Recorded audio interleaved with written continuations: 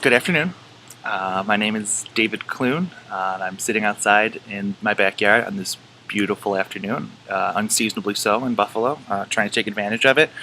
And I'm here to respond to the prompt from Professor Stott about the quote that he has in his text about deconstruction that says, "There is no outside the text." While I was reading, I had bared that in mind, and I found a lot of ideas accordingly so with my own. You know, we all believe in the you see what you want to see, but according to my ideas, there is more to there is more beyond just the text. But we'll get into that. I want to start with the Roland Barthes piece that we had to read.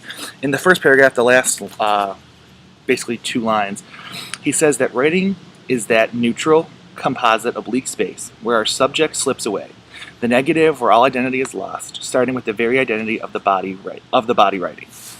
I think he has the right idea, but he's phrasing it poorly.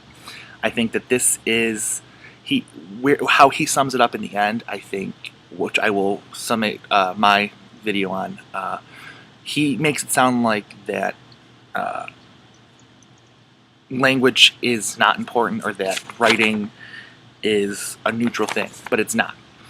Language, which we get through literature, is the root of all communication, and communication is essentially not nothing, like he argues, but the antithesis of that. Communication is everything. Words have meanings, though many authors in this argue arbitrary meanings, but these arbitrary meanings have developed over time to what we know them to be now. The development of language has led to the development of literature, and a literary past affects literary present. So if you don't have the knowledge, or if you have a lack of knowledge of literary past, it affects your literary present, how you're going to interpret things nowadays. And a good example of this would be Shakespeare. I think it was referenced in the One Piece. I was kind of mad because I already had that in mind, and then I read that.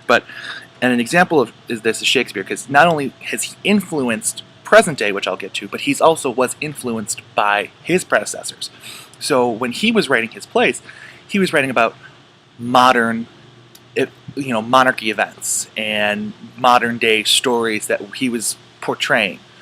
But he also went back to some of his literary predecessors, like Ovid, in his play, very gruesome play, Titus Andronicus, which is a retelling of the myth of Philomel by Ovid in his Metamorphoses. Shakespeare, in turn, has become an influencer because if you look at some modern day adaptations, for example, the Kenneth Branagh adaptations of film, where it's just the same name, but they're also, which are arguably the best out of the Shakespearean renditions, but the more pop culture ones, like the 1948 Kiss Me Kate film, which is a redo of Taming of the Shrew, or 2006's She's the Man, which was very popular for the idea of redoing Shakespeare. And for this generation, it's a redoing of The Twelfth Night. Lion King, Little Boar, our childhood generation, 1994, is a retelling of Hamlet, and West Side Story in the 60s was a redo of Romeo and Juliet.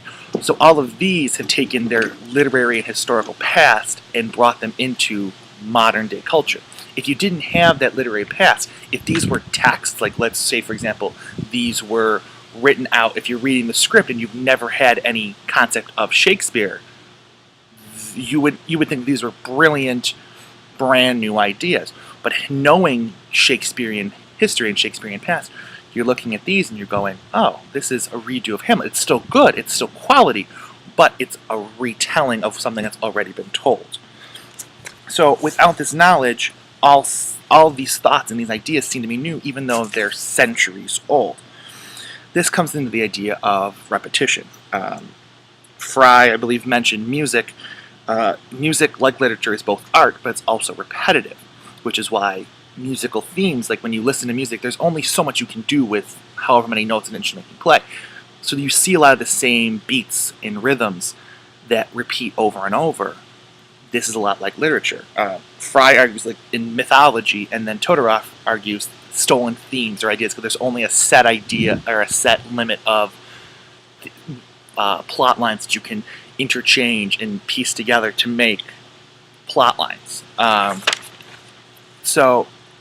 then even within criticism, when you look at it, there are so many different styles. Just in here that we were talking about, there's structuralism, post-structuralism, deconstruction. All these different ideas have their pasts too. So if you look at just the one, you can't. You're closing off your mind to a whole series of others. And even within these texts, while you're looking at these texts where they're arguing for their method or against others, you have to reference their past, their historical past, and other people before them and after them. So, to think that there is no outside the text, you can't live inside just the text. If you put your blinders up and you live just in the one piece, you're losing out on a whole slew of other ideas. Todorov quoted Henry James's 1884, The Art of Fiction, which I have enclosed a link to below this. And just to mention, too, the information on the films is included in a link to all of the film adaptations of Shakespeare, if you're interested. But Henry James said books are living things. This is more the idea that you're looking for, that books are living things, but we interpret all living things differently. Everybody can look at something and say, oh, that's a beautiful flower, that's a beautiful garden. Someone else could look at it and go, that's hideous, that's a waste of time.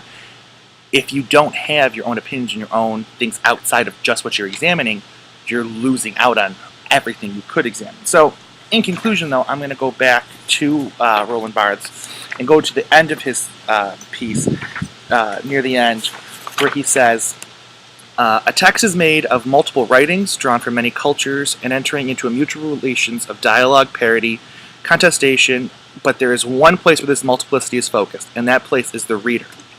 To continue on, the reader is the space in which all quotations that make up a writing are inscribed, without any of them being lost. A text unity lies not in its origin, but in its destination. Meaning, the reader is who interprets what, at least how I took it, is the reader is the one who interprets what is written. It shouldn't be the author. It shouldn't be, this is the set way of how we examine a piece of work, but that each person, it's different. So to go back to his opening piece, saying that writing is neutral, writing is a neutral thing, but you have the reader is the one who puts their own views into it, but you have to have a knowledge of past in order to fully examine a present piece. Granted, that does lead to some subjectivity, but if you completely blind everything outside the piece, you can't even be fully objective, because then there's no comparison.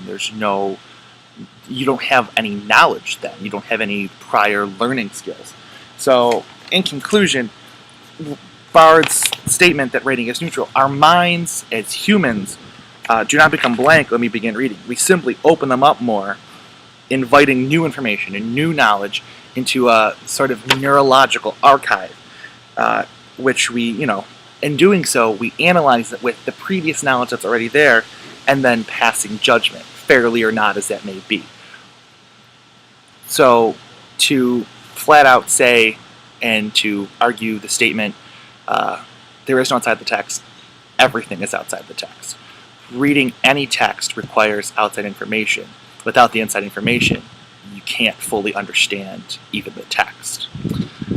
So that's about it. My link, like I said, my links below are for all of the William Shakespeare film adaptations from Wikipedia, and also to Henry James's The Art of Fiction from 1884.